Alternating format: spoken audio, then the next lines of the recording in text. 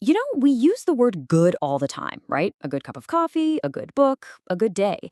But have you ever stopped to think about what we really mean by that? What makes something good? Well, that's exactly what we're going to dive into. We're going to unpack that huge question using a philosopher's toolkit and explore some of the biggest ideas out there. So let's start with the central puzzle. When you say something is good, are you stating a fact, kind of like saying the sky is blue, or is it something totally different? That single question right there is the key to this massive debate in philosophy. And today, we're going to explore some of the most compelling answers.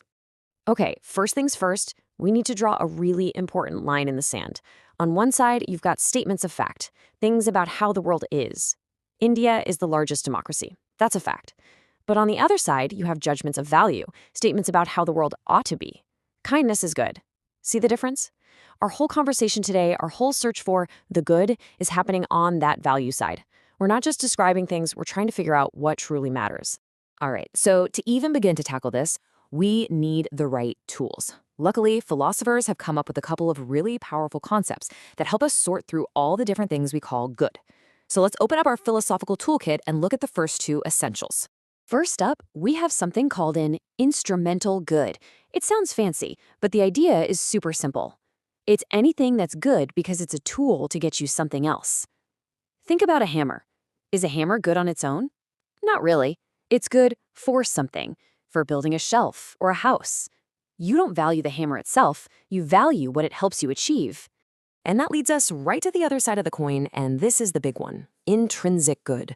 This is something that's valuable all by itself. It's not a tool to get something else, it is the final destination. It's what philosophers call an end in itself.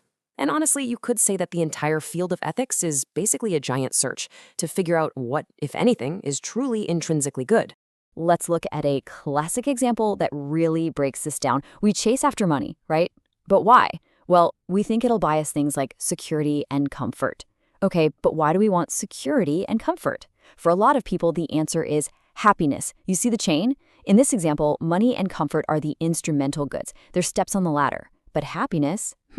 Maybe that's the thing at the very top. Maybe that's the intrinsic good we're all after. Now, that idea, the one that says happiness is the ultimate goal, the one true intrinsic good, is actually one of the oldest and most powerful theories in all of philosophy. It's pretty appealing, right? It's simple, it's intuitive, and it has a name: hedonism. So, what's hedonism all about? It's the theory that says, at the end of the day, happiness or pleasure is the only thing that's intrinsically good. The only thing. Everything else we think is good, whether it's money, success, friendship, you name it, it's only good because it's a tool, an instrument, to get us more happiness. And this is where hedonism gets really, really interesting, especially when it comes to things we think of as moral virtues. Take honesty. From a pure hedonist perspective, honesty isn't good just for its own sake. Nope. It's only good because generally societies where people are honest tend to be happier. The same goes for courage or generosity. They're just very effective tools for building a happier world. But there's a problem here, isn't there? This is the classic challenge to this simple view. What about the happiness a criminal feels when they get away with a crime? If all happiness is intrinsically good, does that mean their twisted pleasure actually adds a little bit of good to the world? Most of us have a gut reaction to that, right? We want to say no way. And that feeling, that little voice that says not all happiness is equal, well, that suggests that maybe, just maybe, happiness isn't the whole story. And that exact problem, that feeling that some happiness just isn't good, is what leads us to our second major theory. It's a direct response to the limits of hedonism. Philosophers who weren't satisfied with that simple answer developed a more complex view called ethical pluralism. They basically said, hey, the universe of what's good is a lot bigger and richer than just happiness. The main idea behind ethical pluralism is pretty straightforward. The list of things that are intrinsically good, good for their own sake, has more than one item on it. Sure, happiness is on the list, but it's not the only thing on the list. Pluralists argue that other things like knowledge or virtue or maybe even beauty are valuable in and of themselves, even if they don't make us happy. Let's make this concrete. Think about knowledge.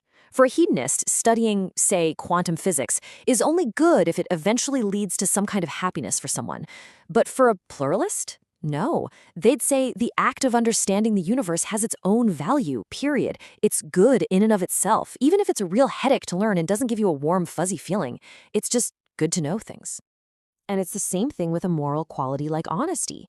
The hedonist says honesty is good because it leads to good outcomes, like a happier society. The pluralist says, hold on, an act of honesty is valuable simply because it's an honest act. It's an intrinsically good quality to have, even if telling the truth sometimes causes pain and doesn't make anyone happier in that moment.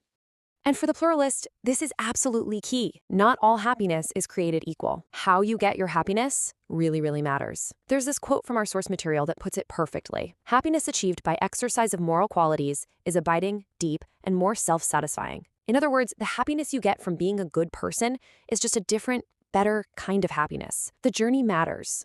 Okay, so we've talked about pleasure, we've talked about a whole list of good things, but our third and final theory for today takes a completely different tack. It's not about what we feel or what we possess, it's about what we can become. And this is the theory of self-realization.